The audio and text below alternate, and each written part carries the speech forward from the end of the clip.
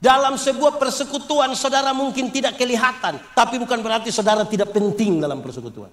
Dalam sebuah persekutuan saudara mungkin kelihatan karena badan besar, tapi bukan berarti orang lain tidak penting dalam sebuah persekutuan. Tuhan menolong orang yang mau menolong dirinya. Tuhan beri makan kepada burung pipit, tapi tidak melemparkan gandum ke dalam sangkarnya. Itu burung mesti keluar, cari di ladang situ, di ladang situ. Tidak ada pekerjaan tanpa risiko. Siapa tidak berani mengambil risiko besar, dia tidak akan sukses, tidak akan.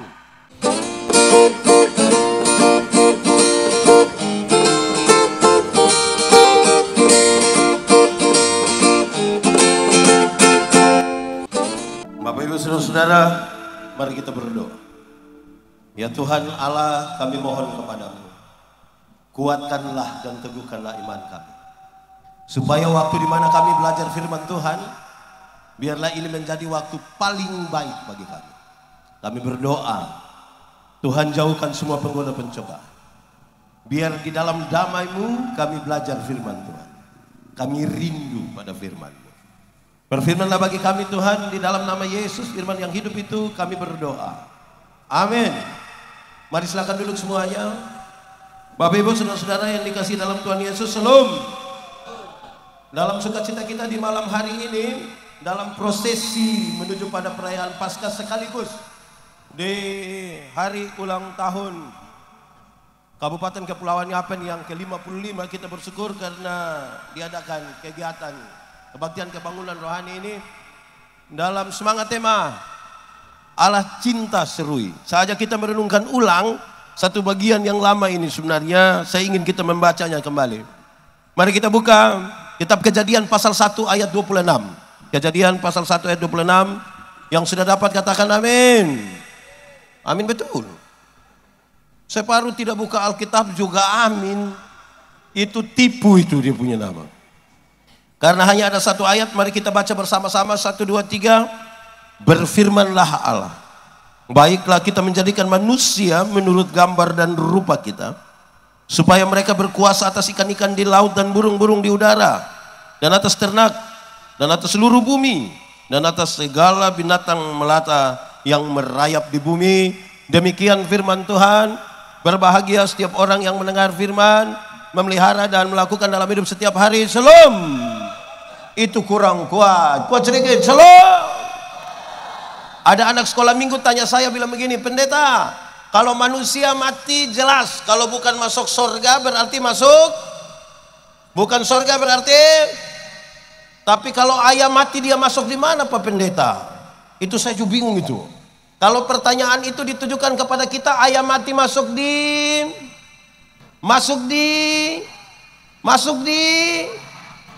kalau dia mati di hutan tetap masuk di perut juga. Tapi saya mau kasih tahu kita, apapun jawabannya, manusia berbeda dengan ayam. Sama-sama 1, 2, 3. Manusia berbeda dengan ayam.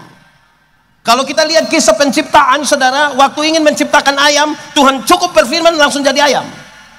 Waktu cipta berfirman, waktu cipta babi cukup berfirman jadi babi. Semua cukup berfirman, tapi ketika ingin menciptakan manusia, seolah-olah ada hitung-hitungan. Kenapa? Karena kepada manusia akan diberikan kuasa untuk menguasai seluruh ciptaan, dan karena itu dia tidak boleh sama dengan ayam. Setelah hitung, Tuhan bilang begini, baiklah sekarang manusia diciptakan, maka dibedakanlah manusia dengan ayam. Apa itu? Ayam hanya diberi satu kehidupan saja. Berapa kehidupan? Tapi manusia diberikan 3 kehidupan sekaligus. Manusia diberikan berapa kehidupan? Apa itu? 1, manusia diberikan tubuh yang hidup. Tubuh manusia ini hidup semua. Dari ujung kaki sampai ujung kepala hidup semua. Itu hari kita punya berat badan hanya 37. Sekarang 73. Kenapa? Karena tubuh kita hidup.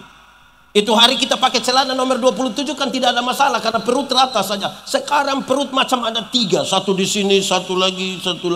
Kenapa? Karena tubuh kita Pendeta Yandi baru cukur kumis kemarin, sekarang dia tumbuh sembarang saja. Kenapa itu?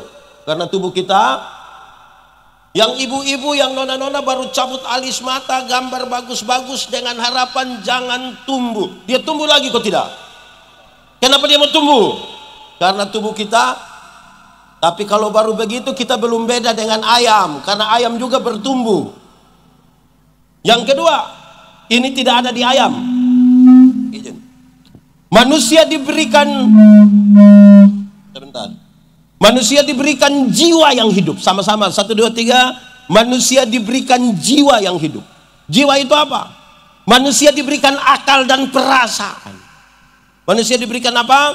Akal dan perasaan. Perjumpaan antara akal dan perasaan membentuk karakter manusia.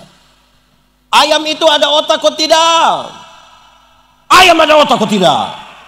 Ada, tapi ayam tidak pakai otak. Makanya tidak ada sekolah untuk, atau diserui ada sekolah untuk ayam. Yang ada sekolah hanya untuk, makanya kalau suruh sekolah-sekolah baik-baik. Anak-anak masih sekolah? Oh, saya kira sulibur. Ayam itu ada hati, ada kok tidak? Dia punya nama hati ayam, tapi ayam tidak pakai perasaan. Makanya ayam tidak pernah cemburu. Di sini ada yang biasa cemburu? Ada. Karena memang dia bukan ayam. Yang ketiga, manusia diberikan roh yang hidup. Manusia diberi apa? Roh itu apa? Roh itu yang menghubungkan manusia dengan Tuhan Allah. Roh itu yang mendorong manusia mencari Tuhan. Roh itu yang membuat manusia gelisah kalau dia tidak berdoa. Roh itu yang membawa manusia ingin beribadah bersama-sama. Saudara lihat sekarang, punya tubuh yang hidup, jiwa yang hidup, roh yang hidup. Cukup sampai di sini? Tidak, tambah lagi. Gambar dan rupaku kuberikan kepadamu. Gambar dan rupa itu artinya apa? Hakikat Tuhan Allah yang kekal dan kudus, sempurna dan mulia dikasih pada manusia, tidak dibatasi oleh ruang dan waktu. Saudara lihat sekarang, punya tubuh yang hidup, jiwa yang hidup, roh yang hidup, tidak dibatasi oleh ruang dan waktu, kudus, sempurna. Setelah jadi ciptaan yang bagus begini, baru Tuhan bilang begini, manusia, dunia dan segala isinya kuberikan. Ketiga, bahkan setan-setan pun harus, karena otoritas besar itu Tuhan kasih pada manusia. Jemaat, di sini jemaat 10 saja. Jemaat, jawab. Kita takut setan atau setan takut kita? Ulang, kita takut setan atau setan takut kita? Yakin? Berarti perang lawan setan kita kalah atau menang? Yakin? Awas dia dengar. Saya mau kasih tahu kita, jemaat. Kerinduan kita, setan takut kita. Kenyataan membuktikan kita takut setan. Kerinduan kita, kita menang lawan setan. Kenyataan membuktikan kita kalah. Kenapa? Karena ada kerusakan otoritas Tuhan dalam hidup kita. Jemaat, setan itu tidak takut kita punya teriakan. Setan takut otoritas Tuhan dalam hidup kita. Jadi kalau ada orang kerasukan setan, tidak usah berteriak. Cukup bilang, setan keluar. Kan ada Tuhan di kita. Ini berhari-hari kita dalam nama Yesus, dalam, tidak keluar. Karena kita bukan pakai otoritas yang Tuhan kasih pada kita. Jemaat, otoritas Tuhan dalam hidup kita menjadi rusak karena apa? D-O-S-A. Dibaca? Dibaca? Itu jadi soal. Saudara tahu kalau orang sudah ketakutan karena dosa, orang kalau ketakutan biasanya melakukan langkah sembarang, bahkan kadang-kadang bodoh. Bisa begitu pendeta? Iya. Doa orang percaya, doa orang beriman itu seperti panah-panah api yang membuat roh-roh jahat di udara itu jatuh. Berarti iblis takut doa orang-orang beriman yang punya otoritas Tuhan itu. Amin. Tapi saya mau kasih tahu kita, Ada banyak ibu-ibu hamil keluar malam, dorang tidak berdoa. Dorang angkat paku 10 cm tusuk di konde. Betul. Diserui ada. Itu ibu ada di sini. Ada. Kok tadi bilang setan takut kita? Saya mau tanya kita, setan mana takut paku? Kalau ada setan takut paku, semua gaji itu beli. Memang ini doa. Jemaat, itu semua berakibat pada penerimaan kita atas sesama manusia. Saudara tahu, saya tahun 96 pergi sekolah teologi di Kupang. Saya masuk teologi tahun 96 di Kupang.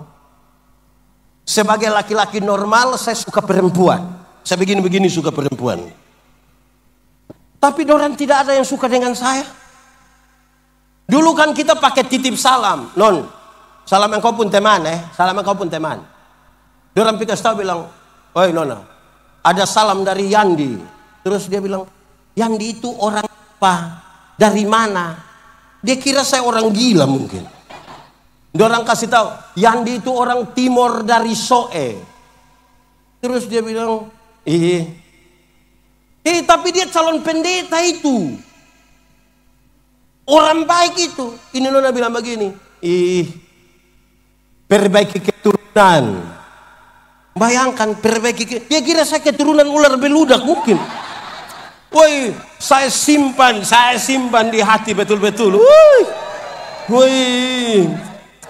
Saya sekolah baik-baik, jemaat. Saya sekolah baik-baik, saya jadi pendeta di mana-mana tulis bersama pendeta Yandi, bersama pendeta Yandi, bersama pendeta Yandi, bersama pendeta Yandi. Dia yang itu hari tolak saya itu. Kenapa? Kenapa coba? Dia kenapa? Dia kenapa? Apa pesan yang ingin saya sampaikan? Jemaat, kalau hari ini masih ada orang kulit putih merasa lebih baik dari kulit hitam, minta maaf, engkau bermasalah dengan tubuhmu. Kalau hari ini orang-orang Indonesia Barat merasa lebih baik dari Indonesia Timur, minta maaf, engkau bermasalah dengan dirimu. Karena kita tidak pernah meminta, tidak pernah. Waktu Tuhan mau cipta saya, dia tidak tanya, Yandi, engkau mau Timur atau Eropa? Tuhan tidak tanya, langsung jadi. Kalau di sini ada yang Tuhan tanya dia, ada yang Tuhan tanya, langsung jadi toh. Bersyukur. Iya kok tidak? Jemaat, kerusakan kemanusiaan itu bahkan terjadi di tempat di mana tidak boleh rusak. Contoh, di rumah ini. Di rumah yang harusnya cinta Tuhan itu ada, dan kita bilang memang Tuhan cinta semua bang. Tuhan cinta semua bang. Sudah diam sudah. Di rumah ini kalau kita tanya, Bapak, anak berapa? Anak 4 orang pendeta. Oh, dorang sudah kerja di mana? Puji Tuhan Pak Pendeta, anak 4 orang yang 3 sudah jadi manusia. Anak 4 orang yang sempat jadi manusia. Nah yang satu apa? Pernah dengar itu kalimat? Kalau dia jadi bupati manusia kok bukan. Kalau jadi guru, jadi polisi, jadi anggota dewan. Tapi kalau kamu tamat SMA kok tidak ada kerja, kamu punya bapak bilang kamu bukan manusia. Akhirnya penghargaan terhadap kemanusiaan itu kita bedakan.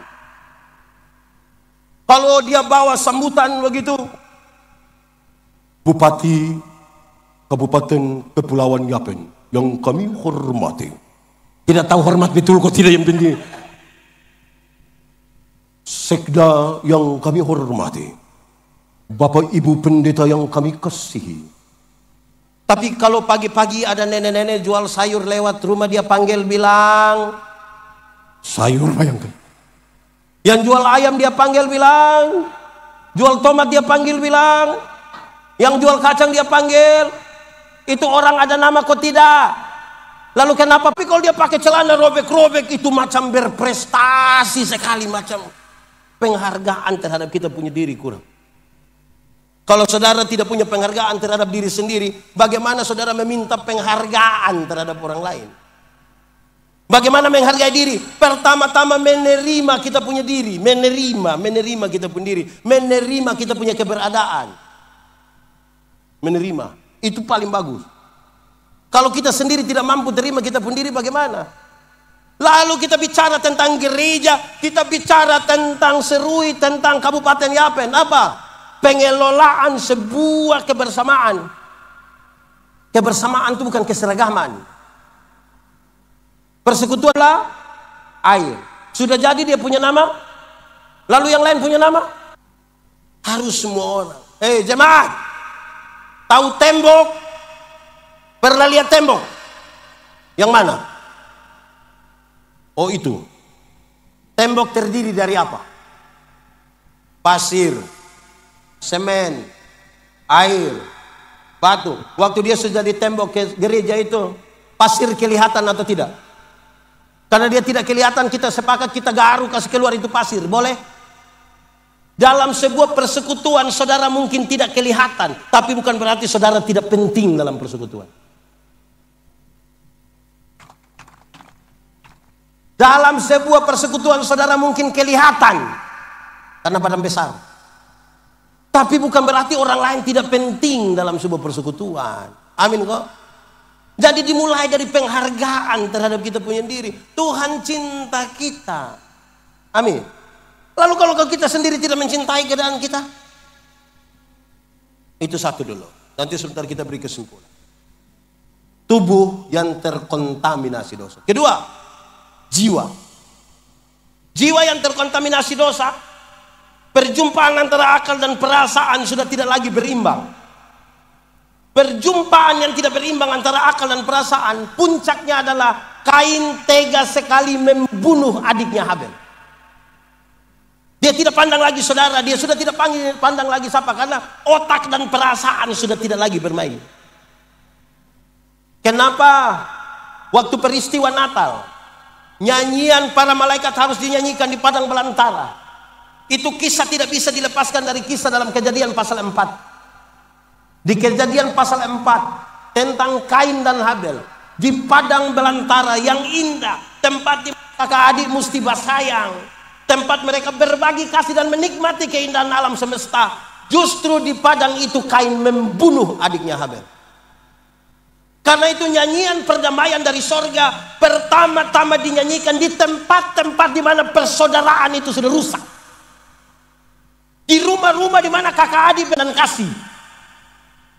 Jemaat, di sini ada kakak adik Bakalai, orang tua dan anak Bakalai ada, ipar-ipar, mama mantu, bapak mantu. Hai, rusak ini. Yang kerja kantor lagi. Ini 55 tahun, 55 tahun. Saya mau kasih tahu saudara, kita bisa kerja satu ruangan, tapi belum tentu semua senyum tulus. Kalau jiwa tidak benar itu senyum tidak tulus, Bapak, tidak tulus. Kita datang kita bilang selum, don selum, kita lewat baru separuh. Susah karena jiwa kalau bermasalah. Orang kalau jiwa bermasalah, jemaat, orang jiwa bermasalah itu saudara-saudara, orang lain yang beli kulkas dia yang kedinginan di rumah, lama-lama dia beku nanti. Jiwa.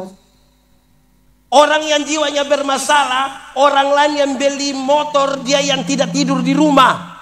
Dia bilang dia punya istri, mama pergi tanya dulu. Tanya apa? Tidak tahu dia kredit kok, cash kok. Orang punya urusan. Sebentar pulang dari sini, jalan kaki, ada orang bawa motor, hampir tabrak, dia silih sedikit, lewat 20 meter itu orang jatuh di situ. Brrr. Kita bilang apa?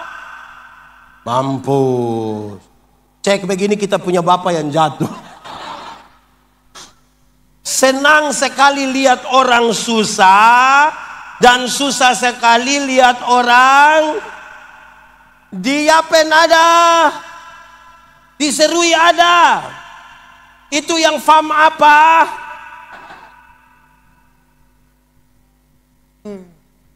Jiwa itu harus baik. Amin kok. Orang yang jiwanya bermasalah itu, tagal dia beli handphone baru saja di kantor supaya orang tahu dia bawa handphone baru, tidak ada yang telepon juga dia sengaja angkat. Tidak ada yang telepon saya.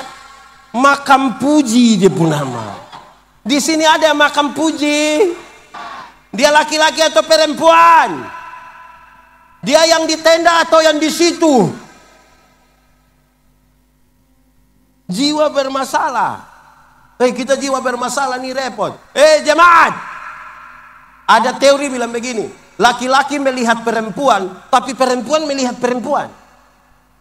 Kami suami-suami, kami bapak-bapak, kami laki-laki ini kalau duduk sama-sama, tiba-tiba seorang perempuan masuk begini, serempak kami punya kepala akan begini. Tapi kalau istri duduk di sebelah dan lihat begitu akan jadi masalah. Itu perempuan masuk itu, kami punya kepala tetap saja begini. Hanya mata yang pindah begini. Laki-laki lihat perempuan, tapi perempuan melihat perempuan. Ibu-ibu, nona-nona nih kalau duduk sama-sama ada seorang laki-laki ganteng masuk, mereka biasa-biasa saja, tidak histeris. Kalau ada yang bereaksi, reaksinya kecil sekali, ringan, standar saja. Jangan coba-coba yang masuk itu ibu-ibu. Tas agak besar, sepatu agak tinggi, rok agak pendek. Saudara lihat ibu-ibu punya siku dan bibir. Untuk kasih tahu orang di sebelah dia pakai siku bilang begini. Nanti di sebelah lihat baru dia pakai bibir bilang begini.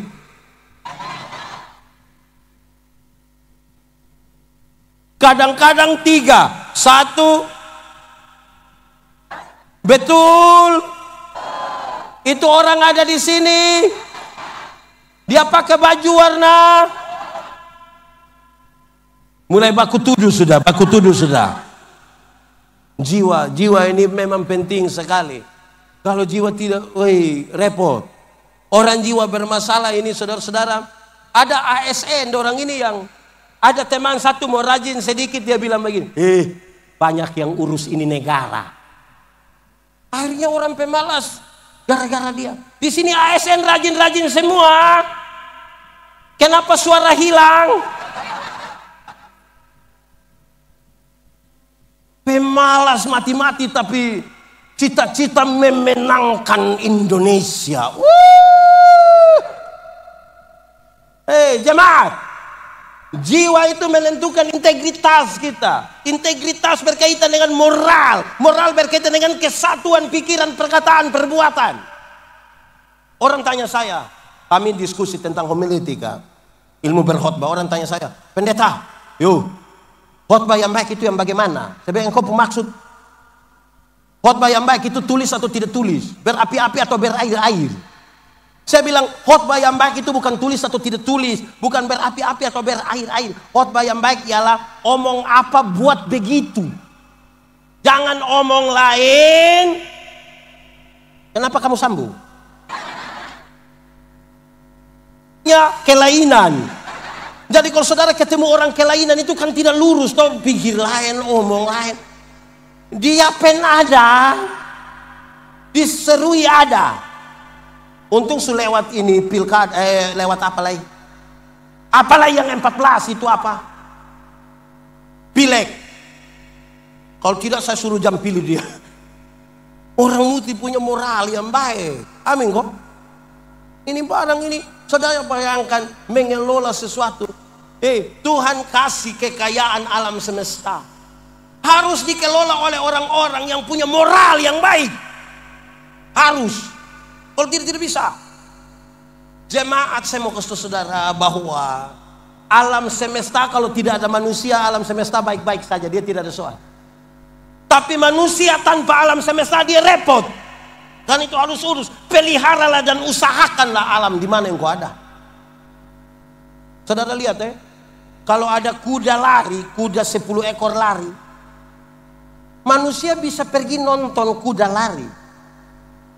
Tapi kapan manusia lari, kuda mau nonton? Lihat manusia lari, terus kuda bilang, mari ada manusia lari, mari kita. Sekitar 3 tahun lalu, ada ikan paus terdampar di Kupang. Itu orang pergi bikin video. Hai guys, ada ikan paus. Manusia nonton ikan mati. kapan manusia mati, terus ikan bilang, mari dulu. Itu melobe ada mati, jadi kita pikir tidak ada. Jemaat, saya mau kasih tahu saudara lebih lagi. Ini perenungan kita akan firman Tuhan ini serius, bahwa Tuhan menolong orang yang mau menolong dirinya. Tuhan beri makan kepada burung pipit, tapi tidak melemparkan gandum ke dalam sangkarnya. Itu burung mesti keluar, cari di ladang situ, di ladang situ. Resiko dia kena apa lagi. Di sini ada yang biasa ketepel burung, ada. Yang mana yang itu burung? Ada resiko. Tidak ada pekerjaan tanpa resiko. Siapa tidak berani mengambil resiko besar, dia tidak akan sukses. Tidak akan. Itu saya bilang, ini anak muda. Di sini sudah nenek-nenek semua. Anak muda. Kalau kamu tiap hari duduk hanya cerita tentang mabok, perempuan, dan jagoan, saudara punya kehidupan sekecil ini. Wah, kumpul hanya bilang, tadi malam. Woi, kalau cerita hanya seperti itu, aduh. Itu orang moral tidak betul itu. Anak muda juga, anak muda. Yang nona-nona, kamu jangan buru-buru menikah, Saya kasih tahu anak muda, dia bilang, yang dia punya nama bulan madu itu hanya 1 bulan. Masuk bulan kedua itu dia punya madu habis. Itu tinggal dia punya lebah saja itu. Anak muda, sudah menikah, cinta saja tidak cukup. Cinta tidak cukup.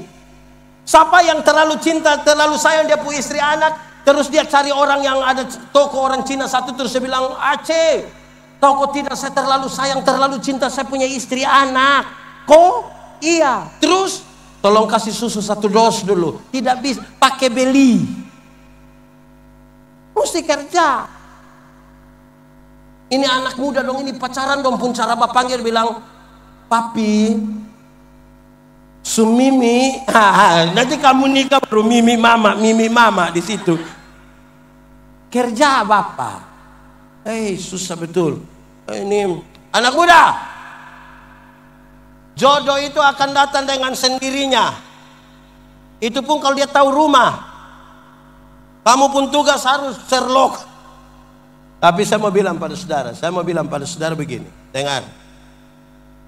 Kami yang tua-tua ini, Pendeta Yandi umur 47 tahun, jadi kami yang angkatan 45 ke atas ini, kami punya lagu tuh betul-betul mendidik, betul-betul mantap.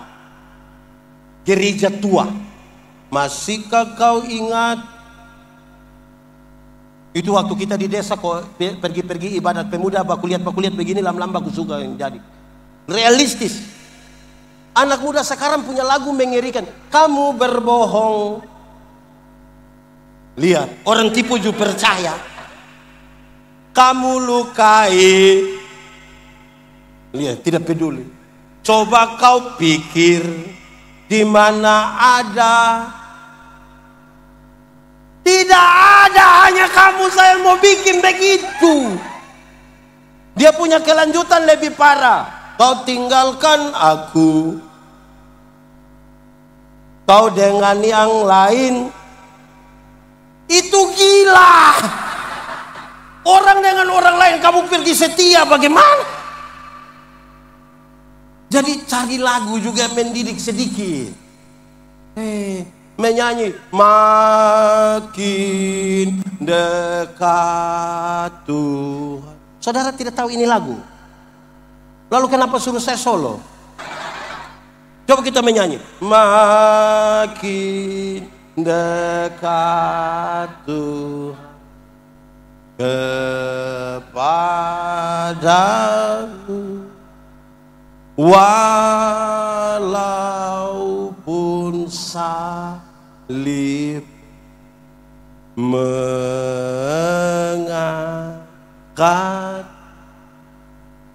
Inilah laguku dekat kepada maki dekat Tuhan depan. Banyak yang tidak tahu ini lagu. Yang separuh orang bikin ke rohani-rohani, don tidak menyanyi tapi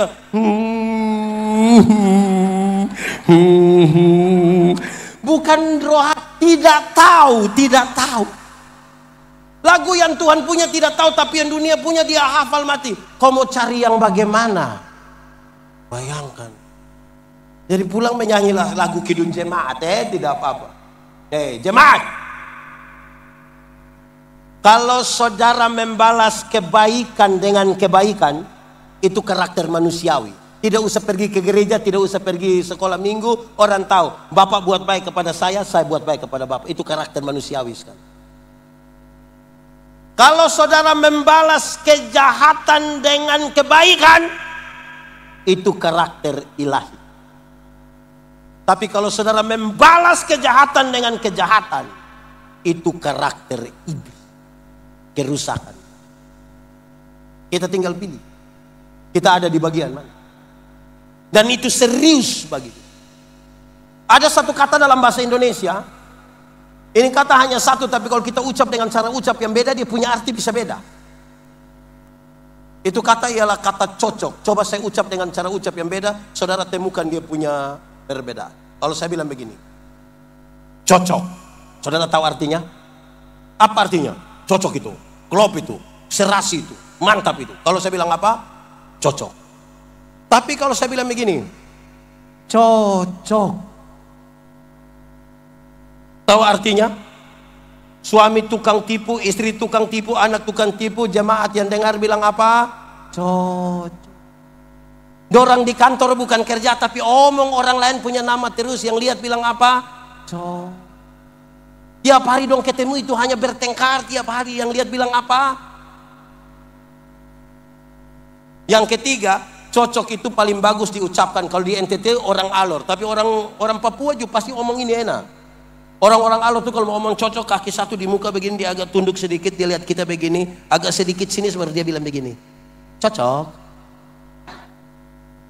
Cocok. Itu soal yang karakter. Sudah dua ya? Ketiga, roh yang terkontaminasi dosa. Roh yang terkontaminasi dosa, saudara-saudara, hari itu memutuskan hubungan dengan Tuhan Allah. Tuhan Allah bilang begini, Adam, kamu di mana? Pertanyaan itu bukan karena Tuhan tidak tahu Adam sembunyi di mana. Tuhan tahu kau tidak? Tuhan tahu kau tidak? Sudah tahu kenapa tanya? Tuhan tahu kau tidak? Lalu sudah tahu kenapa dia tanya? Adam, kamu di mana? Untung Adam tidak bilang kamu nanya. Adam nanti itu dia rusak gitu, dan coba. Tuhan tahu kau tidak? Sudah tahu kenapa dia tanya? Ini bukan saja sebuah pertanggungjawaban, tapi Tuhan mengirim pesan. Adam, kenapa engkau memutuskan hubungan dengan saya? Kenapa? Tuhan, kami di sini. Kenapa kamu di situ? Kami sembunyi, Tuhan. Kenapa kamu sembunyi? Kami telanjang, Tuhan. Kenapa kami telanjang? Kami ada makan ini buah. Siapa yang suka dua makan? Kamu dua sini. Tuhan panggil orang datang. Tuhan kasih pakai pakaian. Tuhan sendiri buat pakaian. Kalau Tuhan buat pakaian, itu pakaian bagus ke tidak? Tuhan kasih makan, tapi Tuhan bilang, keluarlah kamu dari taman ini. Kehidupan rohani mereka putus. Ada berkat jasmani, tapi mereka kehilangan kehidupan. Saya tanya anak sekolah minggu di kampung. Oh, anak sekolah minggu, apa beda orang hidup dan orang mati? Orang jawab banyak, tapi 3 jawaban ini menarik. Pertama, orang begini, pendeta, orang hidup itu bisa ke gereja, pendeta, tapi orang mati tidak bisa ke gereja. Betul? Memang betul. Tidak ada yang sudah mati 3 hari terus, pas hari Minggu dia bilang, tolong bawa saya dulu ke Immanuel. Tidak ada. Tapi kemudian saya kaget. Hei anak-anak. Ya Bapak, kamu ngomong yang betul. Kenapa? Jadi kamu mau bilang kamu punya bapak mama yang pemalas gereja, ini dorang sumati semua? Pendeta-pendeta gemit dalam tradisi kami, liturgi kami waktu mau kubur orang mati, kalau peti sudah di dalam liang lahat itu, kami bilang begini, kita akan memakamkan jenazah ini sambil percaya pada kata-kata Tuhan Yesus. Tuhan Yesus berkata, akulah kebangkitan dan hidup. Barang siapa percaya kepadaku, dia akan hidup sekalipun dia sudah. Siapa percaya Tuhan, siapa tinggal di dalam Tuhan akan hidup sekalipun sudah mati. Tapi siapa yang di luar Tuhan, tidak percaya Tuhan, sekalipun ada hidup-hidup, sesungguhnya dia sudah diserui ini hidup semua.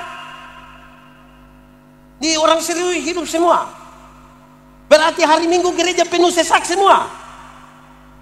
Jemaat, ini malam ini kasat mata saya lihat mama-mama lebih banyak dari bapak-bapak, betul? Ini mama janda semua.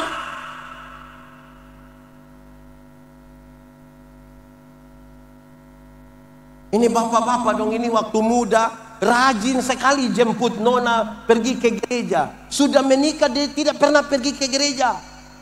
Terus pendeta pergi tanya bilang, Bapak, kenapa kasih tinggal mama sendiri? Terus dia bilang, pendeta, waktu pendeta kasih nikah saya dengan mama, kami dua telah menjadi satu. Jadi kalau mama sudah pergi, sama juga dengan bapak juga. Memangnya kalau mama sudah makan sama dengan bapak sudah makan? Jemaat, masuk sorga itu seperti pergi ke WC. Tahu WC? Tidak bisa diwakilkan. Atau siapa di antara kita yang pas dia lihat Pak asisten mau dalam, Pak mau kemana? WC, tolong titip Bapak. Mau begitu. Masing-masing pertanggungjawabkan sendiri. Ini ibu-ibu juga satu, ini ibu-ibu dong ini. Style cantik-cantik datang gereja tapi jalan sendiri. Terus pendeta bilang, Ibu, kenapa sendiri? Mana suami? Terus dia bilang, aduh pendeta, tahu sendiri. Sudah tahu suami begini, kenapa kawin dengan dia?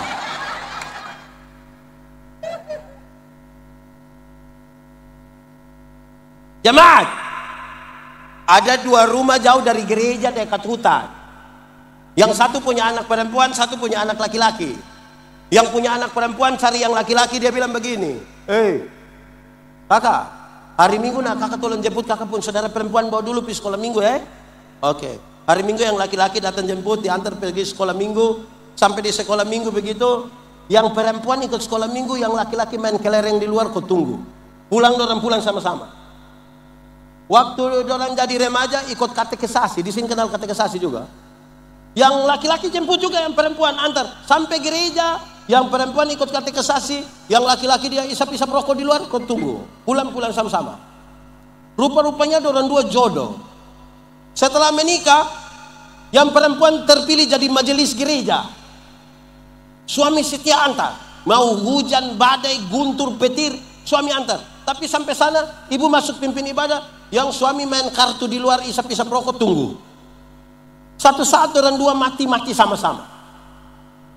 Dalam perjalanan menuju pintu surga, Simon Petrus tunggu memang begini.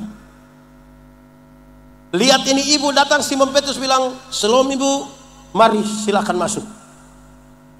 Ini ibu masuk, dia pun suami juga cepat-cepat mau masuk begini. Pas dia pun suami mau cepat-cepat, ini Simon Petrus, "Bapak sabar dulu, Bapak sabar dulu." Kenapa sabar? "Bapak sabar dulu." Yang masuk itu sapu istri. Betul Bapak. Yang masuk itu Bapak pu istri. Tapi dari itu hari kan Bapak hanya antar-antar saja toh. Jadi minta maaf, ini hari Bapak hanya antar. Bapak punya tempat di api di sebelah di. Ibu-ibu, ada yang tadi suami hanya antar. Terus dia bilang su habis nah WA aku dia ambil, ada. Pulang kasih tahu dia bilang ada salam dari Simon Petrus. Kasih tahu dia begitu. Ini jemaat orang Banyak pemalas ibadah. Amin kok. Saya juga pendeta jemaat. Satu jemaat kecil di Kupang. Saya dan beberapa pendeta di dalamnya. Hanya 260 kakak. Kami melayani di situ. Saya kadang-kadang heran. Kalau orang undang syukuran itu menarik. Syukuran ini. Kami pergi. Waktu ibadah. Orang sedikit. Pas makan. Aduh, minta maaf. Saya ulang. Waktu ibadah orang pas makan banyak. Itu datang dari mana itu? Repot sekali kita buat orang dong ini. Ada yang dia punya rumah di samping tempat ibadah. Dia punya istri bilang, "Bapak, mari sudah." Terus dia suami bilang, "Masih ibadah." Si ibadah dia mau buat apa? Di sini ada yang begitu, Mama. Siapa pun suami yang biasa begitu-begitu itu. Ini suami-suami dong ini terlalu betul. Ini ibu-ibu dong juga satu. Dalam bikin acara syukur di rumah ini. Dan syukur di rumah ini. Pendeta pergi khotbah, pendeta bilang, "Bapak ibu saudara-saudara, mari bersama-sama dengan keluarga kita menyatakan syukur kita di dalam doa syafaat." Pas kita mau berdoa, yang ibu-ibu semua dalam baku ajak pergi di dapur. Mari.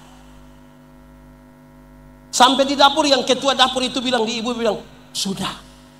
Siap. Ini gua tadi suka si panas. Padahal hanya kacang brenibon ini." Di sini yang biasa jadi ketua dapur siapa? Ibu mana yang biasa jadi ketua dapur? Ibu yang mana? Coba tunjuk. Yang mana? Suruh dia bertobat sudah. Kuah kacang tidak enak tapi dia isin terus. Aduh. Jangankan di rumah, di gereja ini. Kita di gereja saja ini saudara tahu. Pas berdoa itu kan bicara dengan Tuhan, betul? Kalau pendeta bilang, "Bapak ibu saudara-saudara, mari kita satu hati dalam doa syukur, dalam doa syafaat." Pas separuh mau tutup mata begini, separuh bilang, "Betul." Diserui ada begitu. Dia majelis atau jemaat. Baru keluar makan sirip pinang lagi di luar ini. Lalu saudara bangga sekali jadi Kristen. Repot ini. Satu, anak sekolah minggu bilang, orang hidup bisa pergi ke gereja, orang mati tidak bisa pergi ke gereja. Kedua, anak sekolah minggu bilang, "Pendeta, orang hidup itu bisa makan, tapi orang mati tidak bisa makan." Betul? Memang betul. Siapa yang mati 3 hari kita belum kubur, terus dia bilang, "Tolong kasih saya bubur juga baik." Mati tidak bisa. Tapi saudara tahu, kita punya tindakan ini yang repot. Kita pun tindakan ini repot. Contoh, orang tua di kampung ada susah, kita tidak pernah kirim beras, ini tidak pernah. Minyak tanah juga tidak. Minyak goreng juga tidak. Orang tua mati, kita datang bawa babi besar 1. Itu juga utang itu. Sampai situ sengaja pukul babi punya perut. Lihat ini orang manusia. Orang tua punya rumah sudah miring-miring begini. Tidak ada satu anak tolong. Tidak ada. Orang tua sudah mati dulu baru dia punya kuburan orang pakai keramik. Gambar Tuhan Yesus baru tulis Immanuel. Immanuel apa yang model begitu? Jemaat. Orang tua masih hidup itu beli kasih dia jas. Dia pakai memang jas. Ini masih hidup orang tua pakai yuken. Sumatikas pakai jas. Untuk apa? Orang tua masih hidup, beli kasih dia sepatu, sendal, dia pakai memang.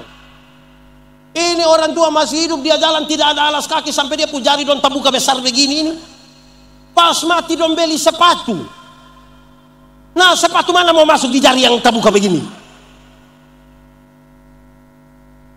Susah itu. Baru beli tidak boleh tawar. Bilang kalau beli untuk orang mati jangan tawar. Jangan tawar. Akhirnya sepatu tidak masuk begini. Dia orang sandar saja di peti. Yang sepatu posisi begini tidak kasih pakai. Sepatu posisi begini dia mau naik begini di surga. Ada dia pun harga lagi di Serui ada yang model begitu. Saya satu saat mau kubur orang mati begini, mau tutup dia peti, ada yang bilang, Bapak pendeta tunggu sedikit, Bapak tunggu sedikit, tunggu. Apa? Tunggu sedikit, yang ambil sudah dekat sini. Apa? Bapak dong masih ambil Bapak tua punya kacamata. Saya bilang, hei, di surga tidak butuh engkau punya kacamata, itu tidak butuh. Ini kita orang Kristen ini kadang-kadang bikin aneh-aneh betul. Orang tua hidup ini tidak ada Alkitab. Saya pendeta jemaat. Kadang-kadang saya pergi jemaat ke rumah, saya tidak bawa Alkitab. Pergi saya bilang, Bapak, tolong ambil Alkitab dulu. Itu dia pergi ke belakang lama, Bapak. Lama baru dia datang. Yang menarik, dia datang dari sana, bawa satu Alkitab yang aneh. Karena dia fam manove, tapi Alkitab tulis Nubatonis. Ini pasti dia pinjam, supas. Alkitab tidak ada, tapi motor 2, Bapak. Kalau Alkitab tidak ada, tapi motor 2, itu kemungkinan pertama, mungkin harga Alkitab lebih mahal dari motor. Jadi dia bisa beli motor tapi tidak bisa beli. Yang kedua, kemungkinan besar mungkin dia sudah hafal semua. Jadi tidak usah ada, tinggal kasih tahu Matius 3 ayat 7 dia langsung ngomong. Ini orang dong. Yang sudah baca kasih habis Alkitab boleh angkat tangan. Woi, ini sedikit ini. Sudah turun tangan sudah. Jemaat, saya mau kasih tahu saudara, yang sudah baca kasih habis Alkitab saja belum tentu orang mengerti. Yang sudah baca kasih habis. Apalagi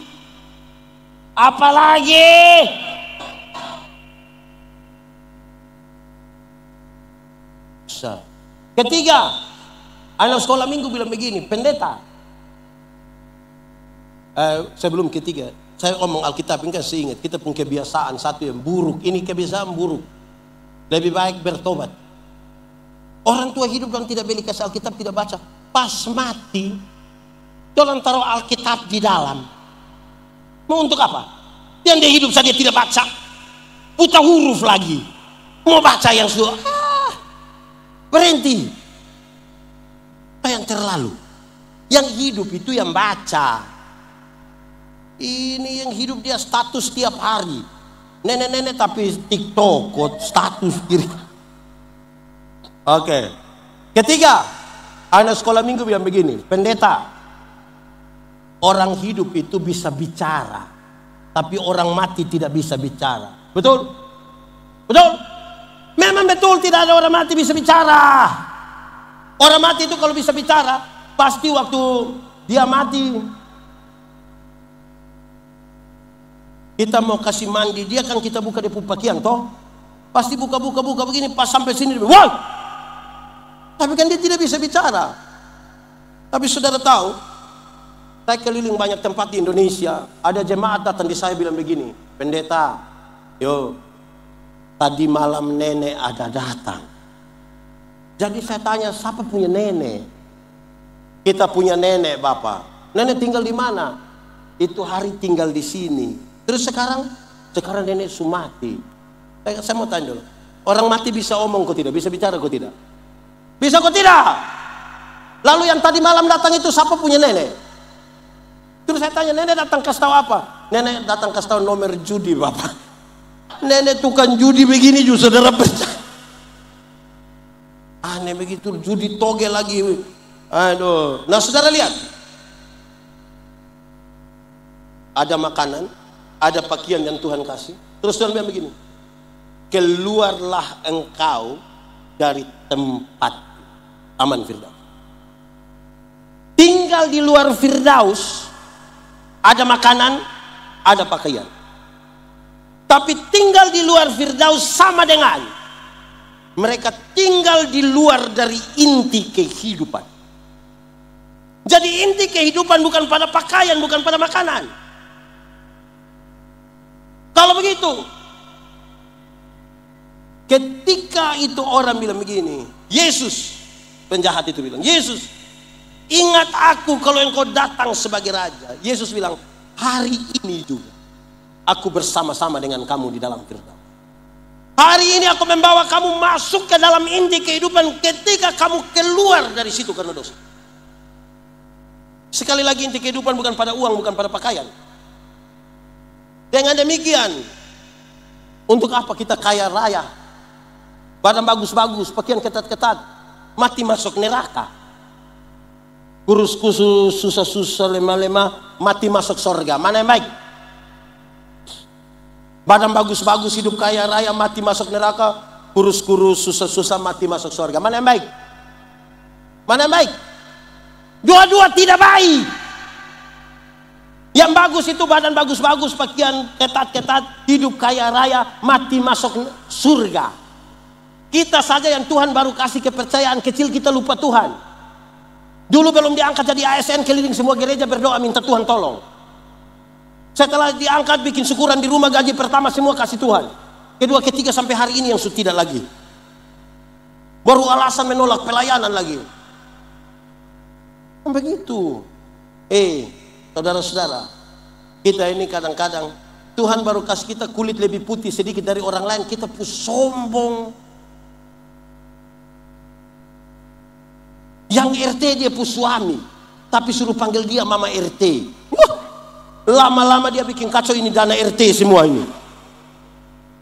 Yang kepala sekolah dia punya suami, tapi suruh panggil dia mama kepsek. Lama-lama dia tanda tangan, ini rapor dong, bikin kacau ini dunia. Bikin kacau. Tuhan baru kasih sedikit saja, ini kita lupa diri. Jemaat, kalau begitu cari Tuhan jangan hanya untuk sembuh. Karena Tuhan datang ke dunia bukan untuk bikin orang sakit dari sembuh. Sekalipun bisa dibuat. Ingat, banyak orang yang tidak kenal Tuhan malah lebih sehat dari kita. Yang biasa minum sopi itu minum dari 3 hari lalu sampai tadi pagi istirahat sedikit minum ulang, orang tidak tahu sakit. Kita yang mengaku kenal Tuhan duduk di bawah embun begini pulang pilek Bapak. Jadi ukur Tuhan jangan hanya sembuh. Jangan cari Tuhan hanya untuk kaya. Tuhan datang ke dunia bukan untuk bikin orang miskin jadi kaya. Sekalipun bisa dia buat. Ingat, ada banyak orang tidak kenal Tuhan lebih kaya dari kita. Itu koruptor dong, itu kaya-kaya semua. Orang punya rumah 2, 3, 4, 5, sampai tidak suka tinggal di dalam rumah, tapi tinggal di penjara sana. Tapi orang kaya-kaya. Kita yang mengaku kenal Tuhan ini yang sedikit-sedikit garam habis, sedikit-sedikit pulsa habis. Mau beli itu sepatu gereja pakai tanya di itu orang Jawa bilang, bisa bayar 6 kali kah? Lalu cari Tuhan untuk apa? Kalimat Tuhan Yesus ini jadi penting. Carilah dahulu kerajaan Allah dan kebaikan.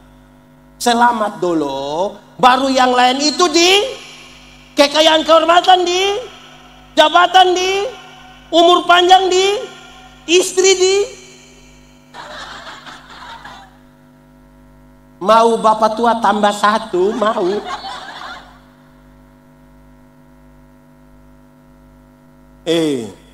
Jemaat, sukses itu apa? Sukses itu orang yang tahu dari mana dia datang, dia mau pergi ke mana, dan dengan cara apa dia sampai ke situ. Itu namanya sukses. Ini kalau dia tidak tahu dia datang dari mana, mau pergi ke mana, dan cara apa, dia tidak tahu Pak. Kapan mau sukses? Orang yang tidak lupa diri itu yang awal dari sukses. Dia tahu dari mana dia datang, dia mau pergi ke mana, dan dengan cara apa dia sampai ke situ. Itu namanya sukses. Tapi sukses ada 2.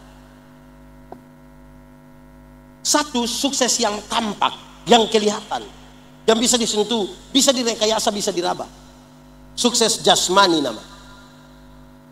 Sukses jasmani itu dulu miskin, sekarang kaya. Dulu tidak ada rumah, sekarang rumah besar. Dulu tidak ada motor, sekarang dia ganti motor tiap hari. Ojek. Itu bisa direkayasa. Tapi sukses yang kedua adalah sukses batinia, sukses spiritual.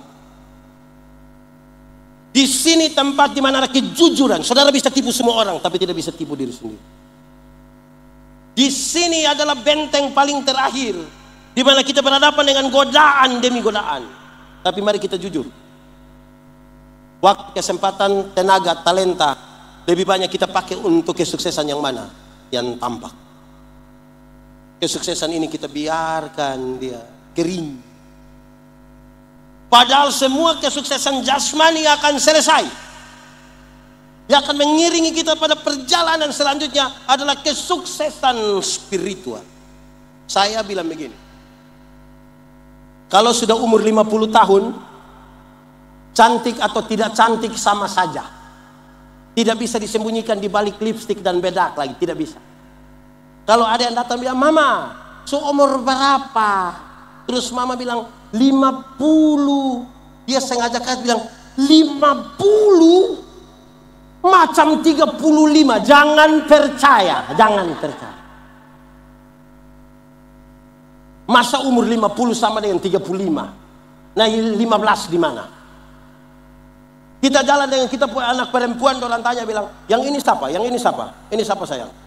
"Ini saya punya anak perempuan yang pertama." Dia sengaja kaget. Anak perempuan? Macam kakak adik saja. Jangan percaya, jangan percaya.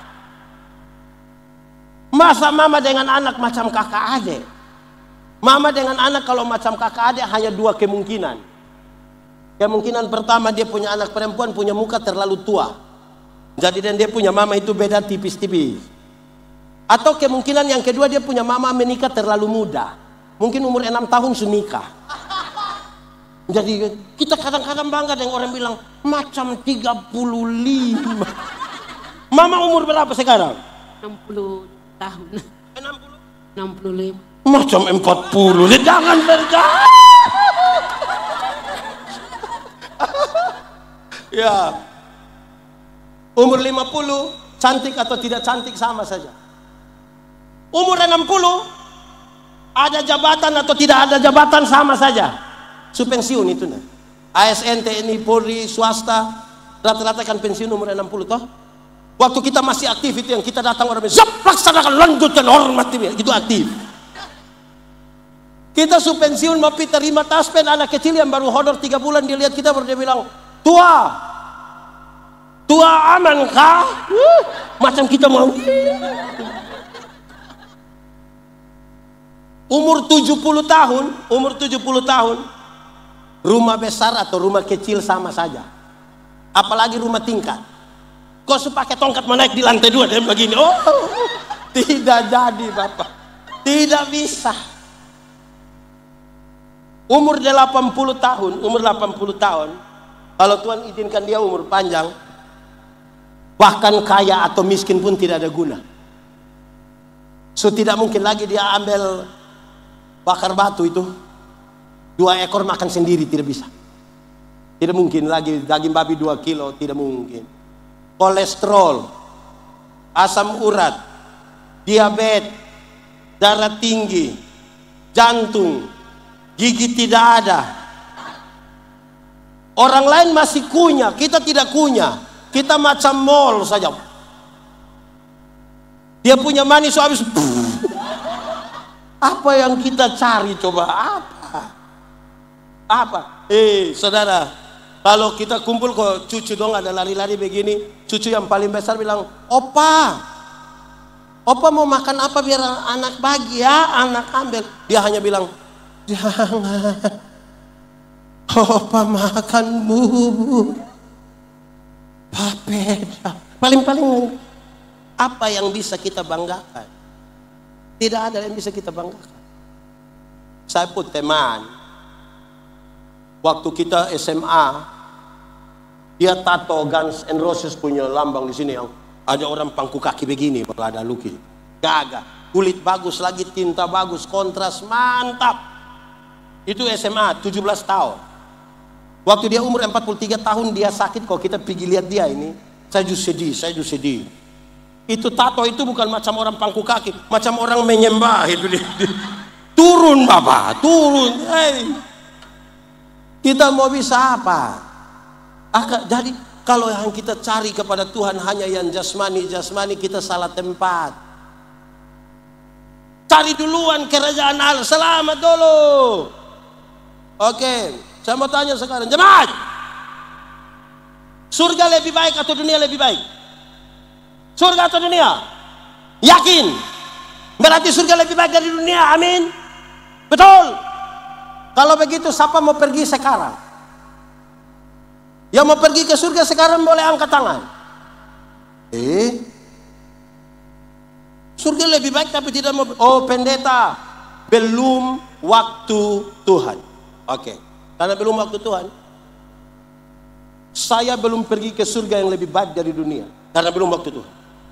Tapi tanda-tanda kerajaan surga sudah harus saya alami di sini, di tempat di mana saya tinggal.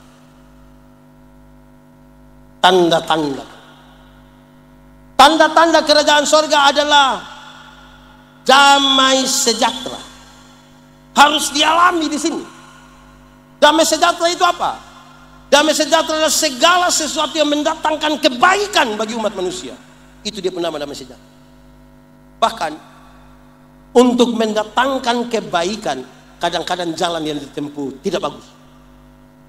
Ingat, untuk kita selamat Yesus harus menderita. Ingat, kita mesti vaksin.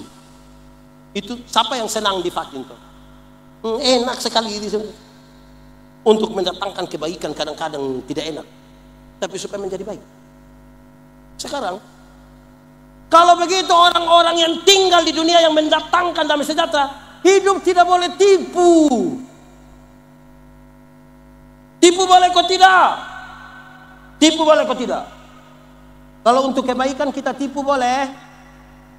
Apa? Kenapa? Tipu boleh kok tidak? Boleh kok tidak? Tidak kok boleh. Kalau untuk kebaikan kita tipu? Tidak boleh. Tidak ada tipu untuk kebaikan. Tipu itu tipu. Satu tipu melahirkan tipu baru. Bapak, kenapa tidak pergi gereja? Perasaan dan pendeta tanya, dia bilang, saya sakit pendeta, saya sakit. Oke. Kita ketemu dia punya istri, kita bilang, mama, bilang bapak sakit. Karena mama tidak tahu, mama bilang, tidak, ada baik-baik tuh, ada. Terus kita ketemu dia, kita bilang, bapak, mama bilang bapak tidak sakit. Terus dia bilang, sebenarnya saya sakit, tapi belum kasih tahu mama. Aduh, ada satu anak kecil, umur 1,5 tahun, baru belajar bicara. Dia pu bapak kepala desa. Ini anak setiap kali dia mau kencing, dia minta tolong dia pu bapak yang kasih kencing. Tapi kan dia punya bapak, rasa dia pu bapak ini pejabat ini. Jadi setiap kali anak mau kencing, dia kasih tahu, dia ajar dia pu anak, bilang, anak, nanti kalau adik mau kencing, adik kasih tahu, bilang, adik mau menyanyi. Nah, itu dia pun cara berhasil. Setiap kali anak mau kencing, dia pun bapak ada yang staff dorang, anak datang bilang, papa, yo, adik mau menyanyi. Dia pun bapak sengaja putar-putar begini, keluar kasih kencingin anak, selesai. Satu waktu dia pun mama dengan bapak berangkat ke Jakarta, titipin anak di dia pun om dorang. Tengah malam anak mau kencing, dia kasih bangun dia pun om, yo, adik mau menyanyi. Dia pun om karena tidak tahu, dia pun om bilang, jangan, ini sudah tengah malam ini, jangan. Ini anak bilang, om, kenapa? Adik mau menyanyi. Tidur sudah, nanti orang di sebelah marah. Ini anak sudah tidak bisa lah, dia bilang, om, yo, adik sudah tidak bisa, adik harus menyanyi sudah. Dia punya om sudah kasihan, dia om bilang, sudah, kalau begitu nah, adik menyanyi pelan-pelan di om punya telinga ya. Ini anak bangun dia kencing di dia om. Saya mau tanya dulu, siapa yang salah? Om atau bapak? Bapak atau om? Om atau bapak? Kenapa bapak yang salah? Makanya kalau benar katakan, salah katakan, ya katakan, tidak katakan, menyanyi katakan, kencing katakan. Berani engkau rubah sedikit, kan kasihan itu om pun telinga toh.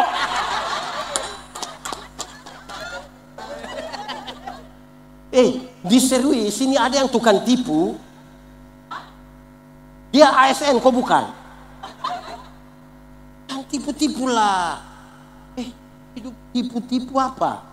Jemaat, saya mau kasih tahu saudara begini tentang tipu itu. Kalau tidak bisa jujur-jujur saja. Tidak usah tipu kita pun diri. Tidak baik itu. Tipu-tipu. Lurus-lurus toh. Pendeta, kami diserui, kami ditipu. Kami hanya pakai 2 kata, sebenarnya dan tapi. Bapak kenapa tidak pergi ke gereja? Sebenarnya saya pergi. Tapi itu dia tidak pergi. Kenapa engkau tidak terima jadi panitia? Sebenarnya saya terima. Tapi. Jadi sebentar kalau pulang dari sini ketemu jemaat yang dia tidak ikut ini acara. Terus kita bilang, kenapa tidak ikut?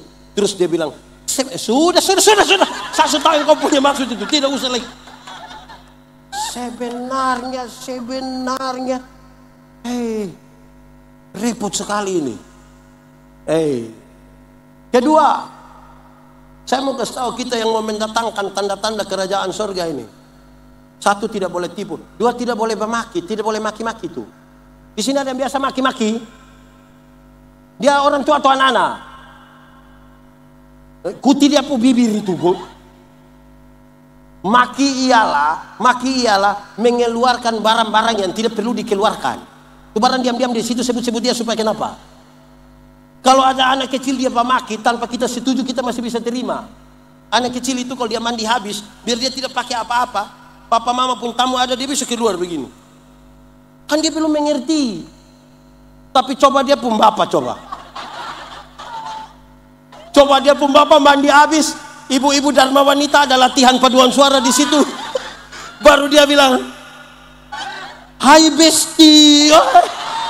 Itu bisa mati itu. Jadi yang tukang maki-maki dong, berhenti sudah. Kita ini jemaat mau mendatangkan kerajaan Allah di tengah-tengah dunia. Ingat ini alam semesta ini Tuhan suka kasih. Ikan di laut itu Tuhan kasih toh. Laut di sini terlalu mantap lah. Saya ada di beberapa tempat di pulau-pulau yang bagus-bagus ya, orang suka pergi itu. Saya bilang, kami tidak suka makan kampu ikan dong ini. Kampu ikan dong mati super kali-kali. Kami di timur Indonesia itu kampu ikan tidak mati, dia semaput saja kamu makan. Kamu punya laut itu kotor-kotor. Kami punya laut di Indonesia Timur itu, bahkan ikan mau kawin saja dia perasaan dengan manusia. Karena terlalu bening. Yang ikan jantan ikut ikan betina, dia manusia doh. Dia perasaan. Karena terlalu bening. Tapi itu ikan tidak keluar langsung datang di pasar. Mesti turun di laut dulu.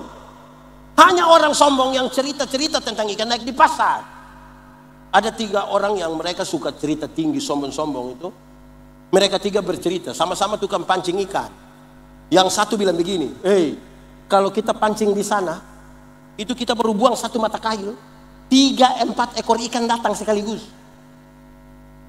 Yang satu bilang, itu kurang. Kalau kita pancing di sana, kita baru buang 1 mata kail, yang 3-4 ekor ikan tadi bawa memang dia punya istri anak, dia bawa memang. Ini satu bilang, kamu 2 punya kurang. Kurang bagaimana? Kalau kita pancing di sana, itu kita belum buang mata kail, belum buang. Ikan-ikan sudah keluar bilang, om, pancing kami dulu. Saudara bisa bayangkan kalau manusia begini hidup sama-sama, bagaimana kita bisa membangun daerah? Saya bicara di banyak tempat. Papua ini ada emas. Tapi emas itu proses. Dia bukan daun kayu yang kita petik, dia sebuah proses. Proses di mana kita mengembangkan kapasitas diri kita. Sebagai orang yang mampu mengelola itu. Iman yang pura-pura adalah iman yang tidak belajar mengisi otaknya, tidak bekerja dengan tangan, kesempatan, talenta yang Tuhan kasih, tetapi selalu berdoa minta diberkati. Itu iman pura-pura. Iman yang pura-pura itu tidak belajar isi otak, tidak bekerja dengan waktu, tenaga, kesempatan yang Tuhan kasih, tetapi selalu menyanyi, kiranya Engkau memberkati aku. Berpura-pura bekerja. Ora et labora apa artinya? Apa artinya? Oh, itu dia pun nilai hanya 75. Yang 100 itu bukan berdoa dan bekerja. Ora et labora adalah berdoa dan bekerja keras. Jangan balik doanya yang keras-keras, kerja lemah-lemah, mau berhasil di mana?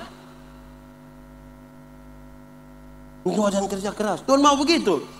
Saudara, dengar. Kepintaran itu terbatas, bisa dikejar. Saudara kalau sakit, kita pergi dokter. Dokter periksa-periksa terus dokter bilang, pendeta, ini THT. Jadi pergi ke THT. Kita pergi di THT dengan pendeta, ini bagian telinga. Jadi pergi di bagian telinga. Sampai di bagian telinga, orang periksa pendeta, ini bagian telinga kiri. Jadi pergi di bagian telinga kiri. Kita sampai di telinga kiri dan pendeta, ini bagian telinga kiri punya genderang telinga. Jadi Bapak pergi di ujung. Kepintaran mengerucut pada satu hal, makanya bisa dikejar. Kepintaran terbatas. Bodoh itu yang tidak ada batas, tidak ada batas. Dia meleleh saja, mengalir. Karena itu di Kupang itu kalau orang sudah terlalu bodoh, orang bilang begini, hei bodohnya ukur-ukur, kau bodoh ukur-ukur sedikit. Bagi-bagi orang itu bodoh-bodoh, jangan semua bodoh yang kau bawa semua. Jadi belajar.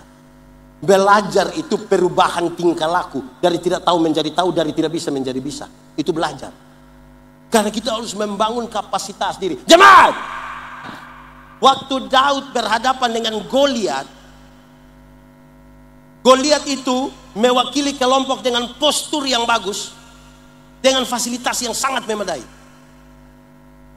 Daud mewakili kelompok dengan postur yang kecil, dengan fasilitas yang sangat-sangat terbatas. Kalau tiap hari Daud hanya membayangkan fasilitas dan badan Goliat yang tinggi besar, belum berperang dia suka. Belum perang dia suka. Tapi Daud balik, dia punya fokus. Dia tidak mau lihat pada tantangan itu. Dia pastikan dia punya diri. Dia berlatih. Berlatih begitu rupa sampai dia meyakinkan dia pun diri. Berhadapan dengan manusia tinggi besar dengan fasilitas lengkap. Saya cukup bawa batu 5, cukup. Dia kasih naik lagi kapasitas diri. Ini batu yang saya bawa, saya tidak akan berdiri. Berlari baru lempar sekalipun kena. Setelah dia membangun keyakinan diri begitu, dia cari Goliat dan dia bilang, Goliat, saya kasih tahu engkau, hari ini Tuhan serahkan engkau ke saya. Hari ini Tuhan serahkan engkau. Dia yakinkan dia punya diri. Jemaat, mati hidup itu Tuhan yang atur. Amin. Itu soal iman. Yang iman kasih tahu otak. Lu tahu kok tidak? Tidak tahu, kasih tahu kita dulu. Hei, otak. Mati hidup Tuhan yang atur. Jadi dari otak engkau tolong kasih tahu kaki, supaya kalau ada otot trek lari kencang, kaki jangan lompat ke tengah jalan. Nanti mati. Terkoneksi antara yang diimani, yang dipikirkan, yang diucapkan, yang dilakukan. Ada masa depan dalam tangan Tuhan. Amin. Tuhan menyiapkan masa depan bagi anak-anakmu. Amin. Iya, saya juga meyakini itu. Tuhan siap masa depan bagi anak-anakmu, tapi yang antar itu anak mempunyai sekolah, bukan Tuhan yang antar. Siapa yang antar? Orang tua. Atau siapa di antara kita yang karena terlalu sibuk pagi-pagi dia berdoa, Tuhan, saya sibuk jadi Tuhan tolong jemput anak-anak. Tuhan yang jemput pulang kita menangis, Bapak. Jadi yang bagian kita maksimalkan. Selebihnya Tuhan yang kerjakan. Saudara, jemaat. Kalau kita percaya bahwa mayoritas orang-orang di sini adalah orang-orang pengikut Kristus. Kalau saudara baca Yohanes 14 dikasih tahu.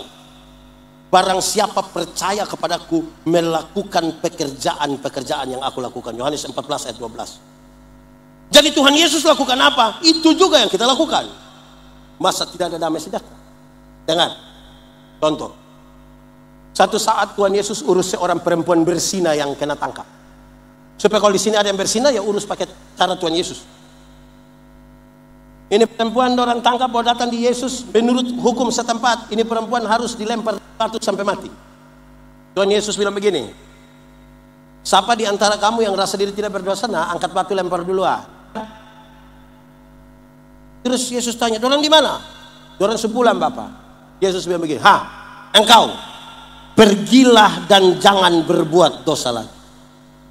Kalimat engkau pergi jangan berbuat dosa lagi, Tuhan Yesus tidak kompromi dengan dosa. Dosa tetap dosa. Tetapi kepada perempuan pendosa ini Tuhan beri kesempatan baru, bahwa masa lalu tidak bisa dirubah. Sekarang masa depan mau dirancang di dalam nama Tuhan. Sekarang saya mau tanya, bapak-bapak, di sini bapak-bapak sudah tidak ada lagi. Bapak-bapak, satu saat tahu istrimu berzina dengan laki-laki lain, bisa urus pakai cara Yesus. Bilang kepada istri, bilang, mama pergilah dan jangan berbuat dosa lagi. Bisa. Saya yakin kita orang timur ini tidak bisa begitu. Mama pergilah dan jangan pulang lagi. Saya mau tanya, ibu-ibu, satu saat ketahuan suami berzina dengan perempuan lain, bisa urus pakai cara Yesus. Papa, mana ibu yang bisa ya? Bisa. Berani cari suami, bilang, papa pergilah dan jangan berbuat dosa lagi. Pasti suami bilang, puji Tuhan. Banyak istri tidak begitu. Ketika ketahuan suaminya berzina, dia berdiri di muka pintu baru dia bilang, kau kira kau sendiri yang bisa? Kau jangan lihat umur 40 tahun begini bapak, tapi berapa yang kecewa. Stop.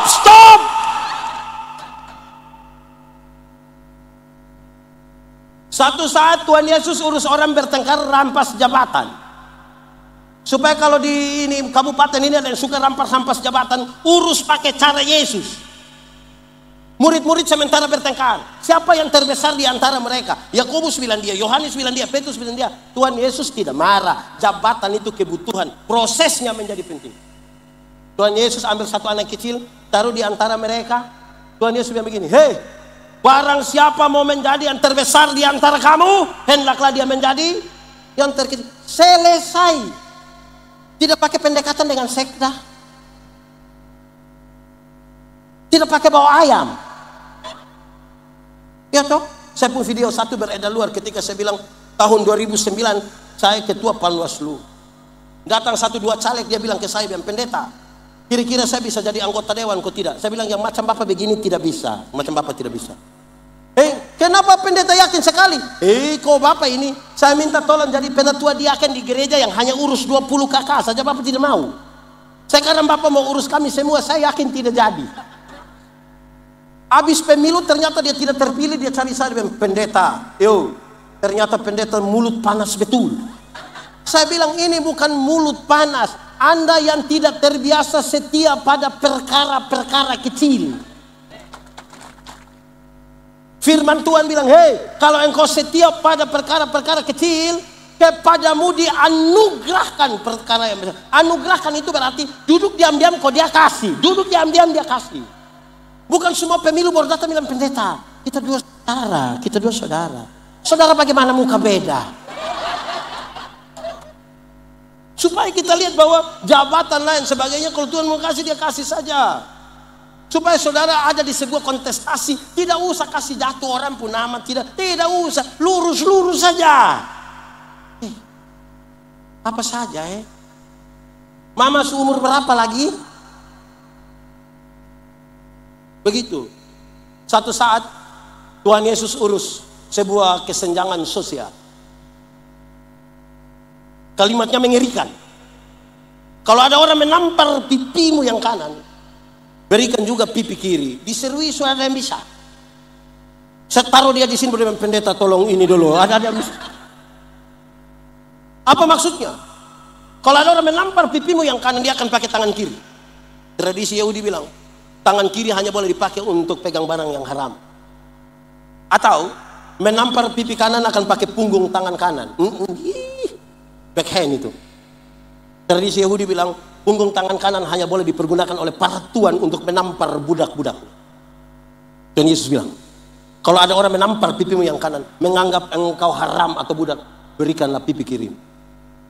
Supaya dia mengangkat tangan kanannya, di situ dia tahu di hadapan Tuhan kita sama. Kita dibedakan dalam status sosial, tapi kita satu. Dia mau kasih tahu. Dia ajar kita deh. Satu saat Tuhan Yesus urus sebuah dilema pajak. Dengan sebuah pertanyaan dengan resiko yang sangat besar. Bolehkah membayar pajak kepada kaisar atau tidak? Kalau Tuhan bilang boleh bayar pajak kepada kaisar, maka ribuan orang pengikut Yesus akan meninggalkan Yesus. Karena pajak terlalu mahal. Tapi kalau Tuhan bilang tidak boleh bayar pajak kepada kaisar, maka dia dianggap memprovokasi masyarakat untuk lawan pemerintah, pasti dia ditangkap. Lalu bagaimana jawaban Yesus? Berikanlah kepadaku koin untuk pembayaran pajak itu. Gambar dan tulisan siapa ini? Kaisar. Berikanlah kepada kaisar apa yang wajib kamu berikan pada kaisar. Tapi berikanlah kepada Tuhan apa yang wajib kamu berikan pada Tuhan. Itu bukan soal persembahan. Itu bukan soal perpuluhan. Itu bukan soal kolekte. Gambar dan tulisan siapa ini? Kaisar. Maximus Viriode. Karena di situ ada tertulis gambar dan rupanya. Berikan pada dia. Tapi Alkitab mengatakan, kamu adalah gambar dan rupa Allah. Berikan uangmu pada kaisar, tapi berikanlah dirimu pada Tuhan. Dan bukan uang. Dan bukan uang. Supaya jangan ada orang bilang, pendeta saya memang tidak pergi ke gereja, tapi saya punya persembahan pergi. Di surga tidak ada kios jual super mie. Kita ini kadang-kadang mau kasih di Tuhan saja pikiran. Yang menarik, makin besar yang Tuhan persembahkan kepada kita, kasih kepada kita, kita makin khawatir.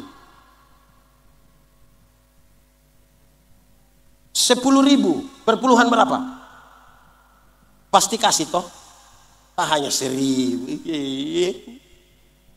Tuhan kasih naik 100.000 perpuluhan, masih kasih? Kasih kok hanya 10.000 kacang-kacang. Tuhan kasih naik 1 juta perpuluhan, masih kasih? Masih kok hanya 1 lembar. Tuhan kasih naik 10 juta perpuluhan. Waktu perpuluhan 1 juta masih kasih. Masih kasih. Kenapa mulai beda pendapat? Makin besar kan kita makin khawatir. Angkat 1 juta di tangan kiri, 9 juta di tangan kanan. Dia lihat ulang-ulang, lihat begini. Lihat 2-3 kali terus dia bilang begini. Tuhan juga mengerti kita. Makin besar kita makin ragu. Ada satu orang tua dia kasih persembahan itu begini. Dia lipat. Dia kasih. Saya bilang, Bapak, kenapa kasih persembahan tangan sampai lipat macam begitu? Dia bilang, pendeta, kalau tangan kanan memberi, tangan kiri tidak boleh tahu. Saya bilang, iya. Tapi saya tahu. Pendeta tahu apa? 1.000. 100.000 tidak mungkin begini. Begini Bapak, begini. Supaya begini pakai batuk lagi. Saudara, yang saya layani di Pulau Sabu itu, kalau musim timur itu terlalu berat Bapak Bupati. Feri kalau mau jalan itu susah sekali. Karena Laut Sabu itu laut yang sangat bergelora. Kalau feri masih bisa pulang dan kami ada di atas, 1-2 orang lihat pendeta, dia bilang, pendeta, ya kita ibadah. Di darat tidak pernah ibadah Bapak. Kalau kapal sebegini kami ibadah Bapak. Yang menarik kalau kami ibadah di laut itu, waktu persembahan. Waktu persembahan kami tidak pakai tangguk persembahan yang merah hitam dong, kami tidak pakai itu. Pertama karena memang tidak ada. Kedua, kami harus pakai dos yang besar itu. Kenapa harus pakai dos? Karena kalau kami ibadah di laut itu, sekali yang bawa persembahan datang, isi tangan di saku itu dapat berapa saja semua masuk. Itu tidak lewat otak, dia langsung di laut. Beda toh kalau ibadah di darat. Beda kok tidak? Beda kok tidak? Beda, termasuk yang sementarin. Beda. Kita ibadah di darat itu yang bawa persembahan datang, kita isi tangan di dalam saku begini macam agak lama. So agak lama lagi mata putar 2-3 kali begini mata. Itu mata macam ada firasat itu.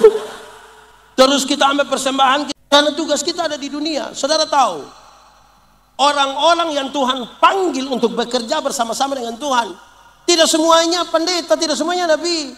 Abraham, Ayub, pengusaha. Tuhan pakai. Ruth, di sini ada yang nama Ruth. Nah, dia sudah. Ruth itu hanya seorang TKW yang bekerja di perkebunan milik Boas. Tuhan pakai. Esther itu hanya seorang perempuan peserta lomba ratu kecantikan sejagat. Ahasuerus tidak suka lagi dia punya istri, pasti. Mau diganti. Dikumpullah perempuan-perempuan cantik dari 127 provinsi Asia dan Afrika. Tuhan pakai Esther. Tuhan pakai Daud. Hanya gembala kambing domba di padang. Tuhan pakai Salomo, raja. Tuhan pakai Petrus, Andreas, Yakobus, Yohanes, nelayan-nelayan kecil di Galilea. Tuhan pakai Lewi, pemungut cukai. Tuhan pakai Simon, orang selot, politisi. Di partai yang sangat radikal dalam masyarakat Yahudi. Selot anti kepada Roma dan dia mau bikin revolusi besar. Tuhan pakai. Saudara tahu, kalau bicara sampai sini, Lewi mengabdi kepada Roma, Simon anti Roma. Dua orang ini kalau bertemu di luar Yesus dong baku bunuh. Karena satu mengabdi pada Roma, satu anti Roma. Tapi Tuhan pakai. Tuhan pakai Onesimus, hanya budak yang bekerja di perkebunan milik Filemon. Semua orang Tuhan pakai untuk bawa datang. Ini tanda-tanda kerajaan Allah di kota ini. Berdoalah bagi kesejahteraan kota di mana kamu ada. Dia bilang begitu. Ingat, pemerintah itu hamba Allah. Hamba. Lalu dia nasihat, Paulus nasihat kepada Timotius. Timotius, berdoalah bagi para pemimpinmu. Kenapa? Waktu dia terpilih jadi bupati, jadi gubernur, dia dikelilingi oleh banyak sekali kepentingan. Keluarga punya kepentingan, tim sukses, ring 1, ring 2. Membuat tempat di mana dia duduk itu licin sekali dan dia akan tergelincir di situ. Apalagi dia akan mengambil kebijakan bagi banyak orang termasuk kita. Berdoalah supaya dia jangan tergelincir di sini. Karena kamu akan menjadi bagian dari keputusan yang akan diambil. Jadi saudara jangan pisahkan antara apa yang saudara alami secara jasmani karena saudara belum pergi ke surga itu dan kehidupan real di dunia saat ini. Supaya kalau bekerja dengan segenap hati seperti untuk Tuhan. Saya punya teman, dia marah orang ketika dia tahu kalau tidak ada hubungan antara hari Minggu dan hari Senin. Hari Minggu kita beribadah sampai kita sepertinya mengalami kuasa kehadiran Tuhan. Kita bisa jatuh, kita bisa menangis, bangkit lagi. Hari Minggu, hari Senin gila kembali. Sampai hari Sabtu gila, Minggu datang dia baik lagi. Bagaimana kalau kita ibadah tidak ada hubungan antara Minggu dan Senin? Ibadah itu ada dua. Pertama ibadah liturgis.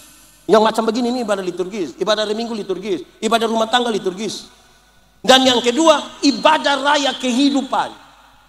Ibadah liturgis tempat di mana kita pergi isi bensin. Supaya waktu kita bekerja di ibadah raya kehidupan, kita bekerja dengan benar. Semakin banyak bekerja pada ibadah raya kehidupan, makin sering-sering datang ke pompa bensin. Kalau 1 tahun isi bensin 2 kali itu motor rusak. Semakin banyak kerja harus semakin diisi. Ada orang yang 1 tahun gereja hanya 2 kali. Natal dan Paskah. Makanya dia punya nama jemaat Napas. Natal dan karena Natal satu kali singkatan tambah panjang, Napas 1-1. Kalau mulai Napas 1-1 tiba-tiba ingat Tuhan. Ada orang yang seumur hidup mungkin dia gereja 5-6 kali saja. Pertama waktu dia nikah, kedua waktu anak baptis, ketiga waktu anak sidi, keempat waktu anak nikah, dan kemungkinan yang kelima waktu pemakaman dia. Di piring pertama berdoa Tuhan, terima kasih. Masuk piring kedua, lihat lama-lama ini nasi baru berdoa Tuhan. Sebenarnya ini orang susah punya, tapi saya ambil untuk saya makan. Ini sudah tambah 3 kali lagi pulang masih bungkus lagi. Tapi berdoa untuk orang susah. Tidak sinkron antara apa yang kita doakan dan apa yang kita kerjakan. Mestinya saudara dan saya berdoa, Tuhan berkatilah itu orang-orang yang susah makan itu. Tapi tolong pakai saya sebagai saluran berkat atas mereka. Itu bersinkron. Tidak ada yang salah kalau di Selasa 55 tahun Yapen ini berulang tahun, kita bikin KKR, tidak ada yang salah. Kita berbuat tidak ada yang salah, baik dan baik sekali. Harus setiap tahun bikin begitu. Yang menjadi persoalan, apakah setelah kita selesai ibadah ini, saudara bekerja dengan tepat waktu? Saudara bekerja dengan keahlian yang mumpuni atau tidak? Saudara tidak korup atau tidak? Itu dia punya soal di tindakan praktis. Ibadah raya kehidupan, bukan pada ibadah liturgi. Banyak orang sukses pada ibadah liturgis tapi tidak pada ibadah raya kehidupan. Supaya kita jangan pisahkan. Kan kita belum pergi surga baik kok tidak? Mau pergi. Itu kita musuh. Supaya kita tahu benar itu seperti apa. Saudara tahu teori dari kebenaran. Banyak orang punya pikir begini. Dia hidup dalam kebenaran. Tapi saya bicara di mana-mana. Kebenaran dalam, saya habis ini cukup sudah. Saya lihat saya harus lapar ini. Saya bicara tentang kebenaran, saya bilang banyak orang merasa tinggal dalam kebenaran. Padahal belum tentu. Kebenaran dalam Alkitab itu punya 3 dimensi. Pertama, kebenaran itu dalam Alkitab berdimensi legal. Legalitas. Ikut aturan. Semua bentuk pelanggaran terhadap aturan Tuhan tidak mau. Itu ibarat kita naik motor. Tahu motor? Pernah naik motor? Siapa pun motor? Punya sendiri? Sulunas? Naik motor kalau ada helm, ada SIM, ada STNK, lampu-lampu ada, kaca spion ada operasi lalu lintas di situ. Berani pergi atau tidak? Tapi coba SIM tidak ada, lampu-lampu tidak ada, kaca spion tidak ada, STNK tidak ada operasi di situ, berani pergi? Kenapa tidak berani? Kan saudara pohon polisi toh. Kalau kita ikut aturan, SIM ada, lampu-lampu ada, semua ada, operasi lalu lintas itu kita masuk. Sampai di situ polisi tidak tahan, kita putar kembali. Polisi bilang, kenapa kau putar? Pak, tolong tilang saya. Ikut aturan. Saudara lihat. Ini kantor di sini biasa masuk jam berapa? 7:30. Kalau 7:30 saudara datang jam 7:15. Kan saudara pun cara masuk itu kan aman. Halo, salam semua, selamat pagi, apa kabar? Kan ikut aturan. Coba kalau jam masuk kantor 7:30, saudara masuk 10:30. Kan hanya 2 yang akan saudara lakukan. Pertama kan saudara pun cara jalan kan begini kan. Terus Pol PP bilang, kenapa itu ibu? Yang kedua pasti dia mulai berpikir tipu. Bapak minta maaf Pak Asisten, tadi ban motor pecah, terus tiba-tiba anak bakar rumah jadi aduh gitu. Mulai cari-cari alasan karena tidak ikut aturan. Kebenaran punya dimensi legal. Kedua, kebenaran dalam Alkitab punya dimensi moral, moralitas. Kesatuan pikiran, perkataan, perbuatan. Ingat bahwa tidak semua tindakan yang baik itu didasarkan pada moral yang benar. Saya berkhotbah di banyak bank di Indonesia. Saya bilang, ini ibu-ibu yang kerja di bank dong, ini cantik-cantik semua. Mau lihat Jawa atau lihat Decathlon cantik. Pakai pakaian bagus-bagus lagi. Kerja di ruangan tertata rapi, ber-AC lagi. Kita pi bank macam kita tidak mau pulang, macam lihat-lihat mau lihat terus-terus begini. Kita baru naik di tangga terakhir, dengan santun sekali dalam dia begini. Selamat siang, ada yang bisa kami bantu? Terus saya tanya orang, ibu-ibu, siapa di antara ibu-ibu yang bangun pagi, lihat suami pas bangun terus dia bilang, selamat pagi, ada yang bisa kami bantu? Jadi saudara-saudara, lakukan apa-apa tuh. Minta maaf, di sini ada yang kerja di bank, kah? Dia tulus-tulus lah. Jadi makanya Paulus bilang, apapun yang kamu perbuatlah dengan segenap hatimu seperti untuk, dan bukan untuk manusia. Itu moralnya di situ. Yang ketiga, kebenaran dalam Alkitab itu punya dimensi sosial, sosialitas, solidaritas, kepekaan untuk turut mengambil bagian dalam penderitaan orang lain. Kenapa Tuhan Yesus mau mati bagi kita? Kan dia solider. Kenapa dia mau berkorban bagi kita? Kan dia sayang kita. Sosialitasnya kuat. Tapi saya punya contoh ini mengerikan. Di sini ada swalayan. Ada Pernah saudara tawar barang di swalayan? Berani pergi ada yang tawar, gitu, kau bikin malu-malu saja. Pemilik swalayan orang kaya atau orang miskin? Beli di orang kaya tidak pernah tawar. 99.900, dia ambil 100.000 dia kasih. Dia orang kasih kembali permen satu, dia bilang kau dapat saja. Jangan ukur saya dan kau dapat. Tapi kalau pagi-pagi dia bangun, dia lihat ada nenek-nenek jual sayur, tawar atau tidak? Oh, di sini ditawar. Beli di orang kaya tidak tawar bapak. Beli sayur di nenek-nenek yang susah. Mungkin pulang jual sayur dia sumati. Itu kita punya tawar mengerikan. Nenek, sayur berapa? Disenangin, nenek bilang 3.000. Kita sengaja kaget. Hah? 3.000? Bisa 9.000 kah? Kadang tambah satu kalimat di belakang. Bisa 9.000 kah? Nenek dorang tanam sendiri juga. Itu kalau saya yang jual, saya bilang bawa gratis saja, bawa gratis saja. Tawar sayur 3.000 jadi 9.000, padahal turun dari Auto Innova. Di tangan kiri ada iPhone terbaru, di tangan kanan ada Samsung terbaru, masih ada Nokia lagi dalam tas. Pakai rantai selip berat 2 kilo. Tawar sayur 3.000 jadi 9.000, terlalu durhaka itu. Jemaat, mulai besok itu tawar sayur tabalik. Nenek, sayur berapa? Dia bilang 3.000. Maaf nenek, bisa 1 3.000?